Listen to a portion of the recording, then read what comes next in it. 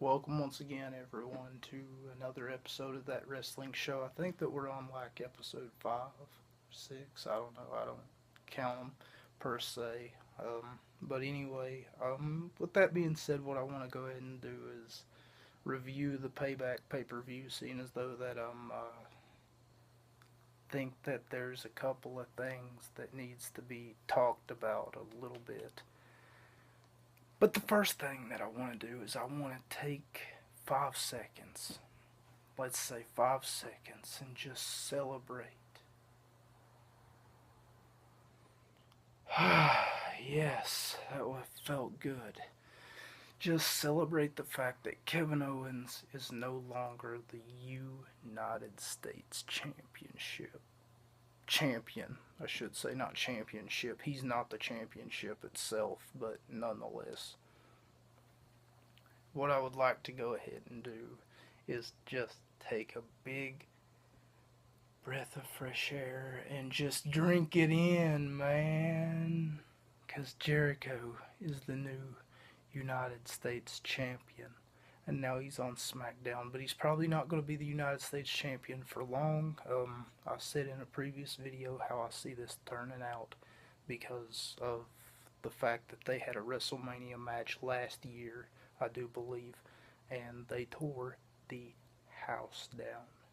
Jericho and AJ Styles, they lit that place up in AJ's first WrestleMania. This time, AJ's gonna win, and that's for two reasons. One, it's time for an AJ Styles push, baby. And two, the second reason. 1, 2, 1, 2. You remember that boxing video I did about the 1, 2? 1, 1, 2, 1, 1, 2. Anyway, you throw that right jab, that's a 2. 1, 2, 1, 2, 1, 2. Anyway, enough boxing references. I'm sure you're all familiar with boxing, but if you're not, stay tuned. I'll have more videos. For exercise purposes, I haven't been doing the exercise videos because of my leg. It's really starting to hurt me. But anyway, I was getting off a subject, going from one subject to the next, and I'm not sticking to the second reason why AJ Styles is going to win, and it's the most obvious. It's because Chris Jericho's going on tour with Fozzy, and he's probably wrapping up his wrestling career. Sad as that is, it is so great to see him go away, be put, almost like be taken away on top, so to speak, whenever AJ Styles hits that Styles Clash, or for that matter, rolls him over into the calf crusher and he taps out. It's going to be bittersweet to see AJ raise up that United States Championship because it's been so long since AJ has had a proper title run, and hopefully he doesn't end up having to job to Kevin Owens because Kevin Owens had to kiss somebody's ass and had to just suck up to somebody and get down on his knees and beg like the little dog that he is for, oh please let me have my title back, oh please, I'll do anything. Kevin Owens is a pathetic excuse for a wrestler. As a matter of fact, he's a pathetic excuse for a human being. Let me tell you who Kevin Owens truly is.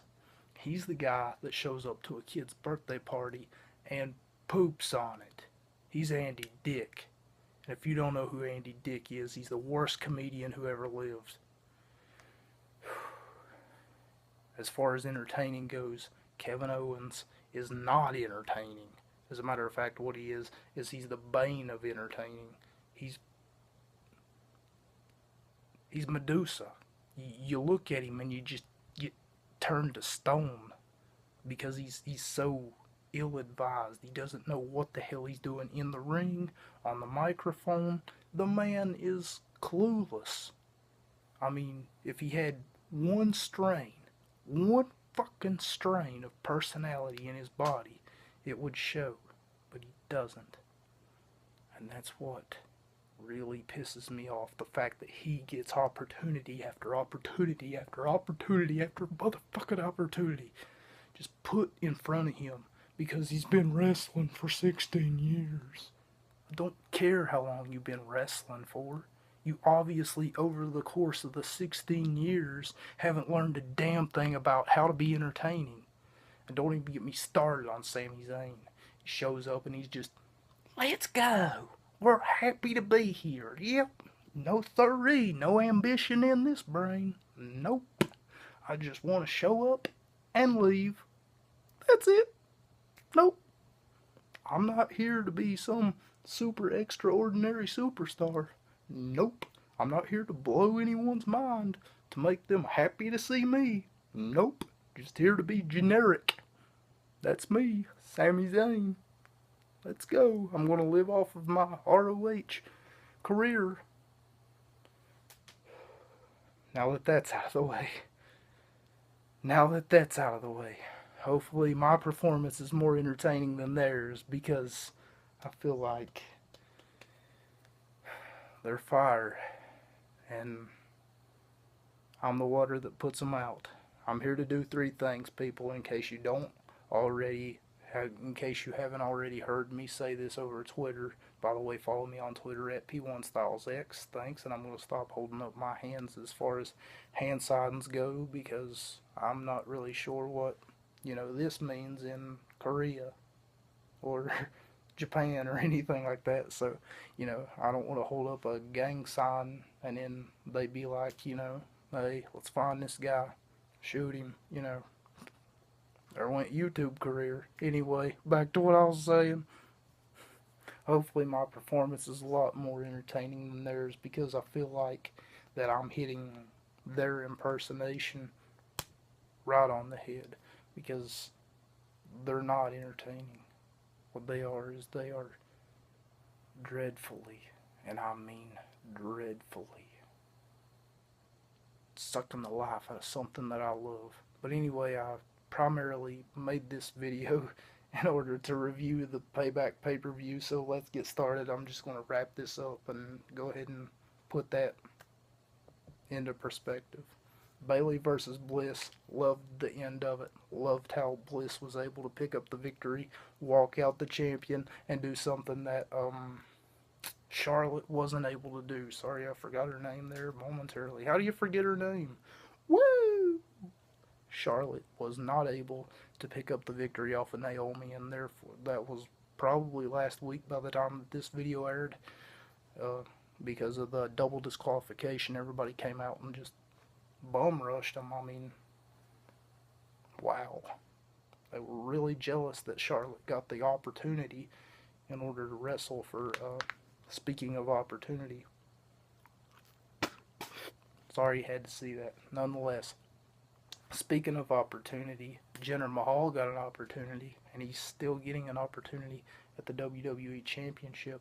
He's Randy Orton's #1 contender, and it's much deserved, to be honest. Jinder Mahal has been nothing more than a jobber. He's been with 3MB. He's been doing everything except for what exactly he needed to be doing. What you need to understand is diamonds do two things under pressure. They crack, or I should say coal does two things under pressure. It either cracks and you get nothing more than coal dust all over the place, or you get a diamond. Under that pressure, you could see that you could get a diamond in the rough. And that's exactly what Jinder Mahal is trying to do here. He's trying to become the diamond in the rough. He's trying to do what they told him that he couldn't do whenever he first showed up to Monday Night Raw with 3MB. Which, by the way, all three of 3MB really does have a lot of accolades to show for it. You got Drew McIntyre, who now is in NXT. Imagine that. He's in NXT. Although he came from, after coming from Impact Wrestling, they sort of want to give him more opportunity, and the only way to do that is by putting him back in their, I guess, backline, so to speak. The only way to do that is to make sure that he gets to where he's pretty much going. But we're not here to talk about 3MB once again. I'm getting sidetracked. I wanted to talk about the Payback pay-per-view. Jericho and Owens. Like I said, thank God that Owens didn't win. I'm going to go ahead and wrap up this video. I think that I've talked substantially about a whole lot of different things, but at around 10 minutes in, my video seems to cut off on my phone, and I'm not sure why. But with that being said, I would like to thank everyone who watched this, and I appreciate all the views and everything like that. I do these videos for 3 reasons, and that's to eradicate, exterminate, and eliminate Kevin Owens, Daniel Bryan, and Sami Zayn, because they are a poison and I am the cure.